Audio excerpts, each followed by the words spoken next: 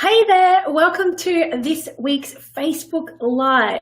It's a beautiful day here in Sydney, Australia. It's 12:30, just a smidge after lunch, and I am excited to talk to you about the productivity hack that you have to try today.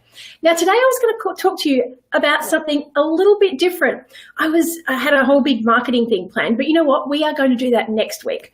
Because today I wanted to chat to you about this productivity hack that I know that I haven't been using for a while. It came to me because Sandra mentioned in the group that she needed some help focusing and actually, some tips, some tricks to getting stuff done.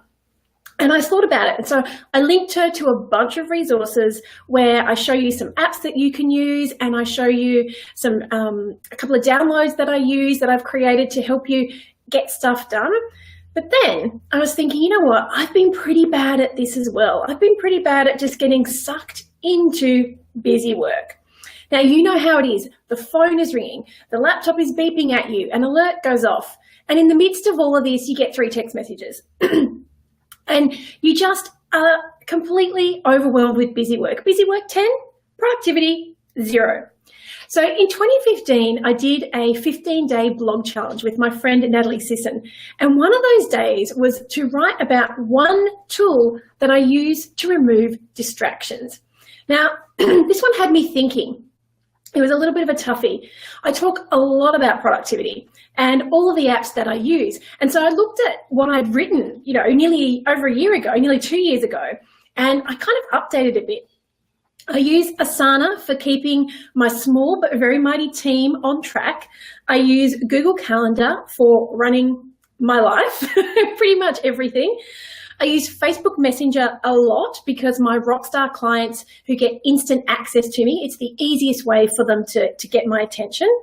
I use LastPass to save me from having to remember 11 billion passwords. And I love AnyMeeting, which is some online software that allows me to meet with people even if they don't have Skype. So those are the things I use to keep myself, organized and on top of things. But it didn't really cover distraction. So the tip was, one tool that you use to remove distraction. Now, I think I'm pretty good at removing distractions, even if I have a very croaky voice today. And when I have to work, when I know that I have to get something done, I love working to a deadline. I've even been known to, put my phone on silent in another room. I put on my Spotify working playlist. It's like really get up and go hip hop stuff. So I, bop along as I do the work and I get stuff done. Like I find that I get in the zone and I just nail it. So when I was in my store, I had this really standardized response that the girls used to use, and it was, she's in a Skype meeting. Because if anyone ever called, I never wanted to be distracted. So if I ever had to focus on something, I'd say, I'm in a Skype meeting. And they would know that unless it was urgent, it was not something to bother me about. But that's something that you guys can use too. Shut the door and go in your office, and if people ring, you're in a Skype meeting. And it makes sense because you can be in your office at the same time as having a Skype meeting. But I'll be the first to admit that there are days when I simply feel like I just don't get anything done, no matter how productive I seem to be. And it's not because I'm overwhelmed, and it's not because I'm procrastinating or chatting. I just fall down that rabbit hole of busy work. And this week, it's been exactly the same. With my live masterclass on Saturday, it's been lots of doing. It's lots of checking to make sure the workbooks are ready, checking to make sure the catering's done, creating my videos for my attendees, which I completely fudged up this morning. But, in terms of productivity, you can get your crap together. And let's start with email. Now, I know that there are a load of programs that can actually help you with email overload. Sanebox and Boomerang are 2. Boomerang you use with Gmail. And the idea behind them is to organize your inbox and not be bombarded with constant emails. And you can also time responses for when they need to be sent so that you avoid that email ping pong.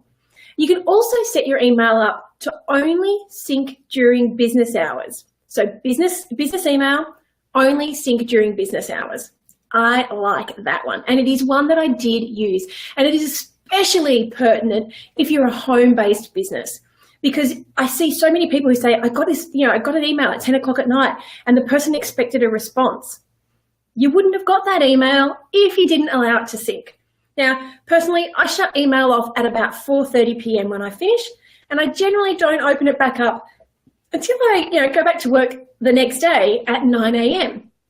Now, another tech tip is to use a separate internet browser. So I have, obviously I have Chrome, which I use for everything, but I sometimes use Firefox.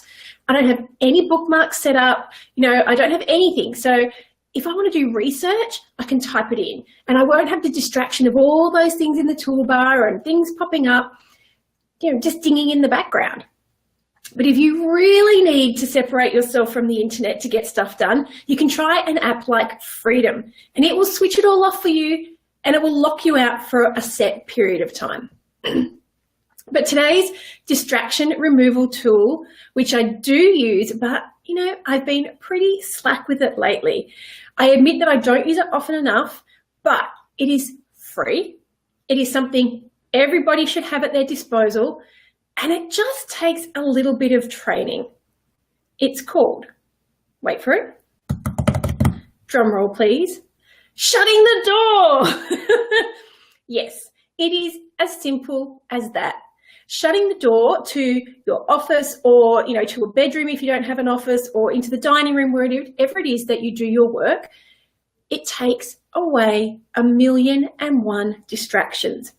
If you don't do it all the time, it signifies to outsiders that you're busy, that you're not available. Come back later. And in fact, in my office, we have the same thing. If the door is shut all the way, it means I'm recording. Nobody can come in until the door is at least ajar. Ajar for me, as I said, it's a little bit of training. If the door is ajar, it means I'm kind of working, and unless it's important, please don't bug me. And for the rest of the time, the door stays open. But if the door is shut, don't come in. Unless you're dying or bleeding, the door stays shut. Now, you will be amazed at how productive you can be when you shut the door. Now, disclaimer, this may not work perfectly if you work from home and you have small people who perfect the art of banging on the door to get your attention. Nevertheless, I urge you to try my productivity hack, shutting the door, and report back to me on how much you managed to achieve in a very limited period of time. Now, if you're listening to this live in the Bringing Business to Retail group on a Wednesday at 12:30, let's continue this conversation. And if you're listening to this a little bit later on the podcast, feel free to hit reply, come over to the show notes and chat about how you managed to stay on track. Have you tried my productivity hack that is free and quick and simple, shutting the door? Let me know. For now, have a fantastic week, and until next week, be profitable. This episode is brought to you by my new resource, the 5-Minute Hack to Make You a Copywriting Ninja. If you have an online store, then this is for you. It will show you exactly how you can update your product descriptions in order to make more sales. Download it for free at selenaknight.com/ninja.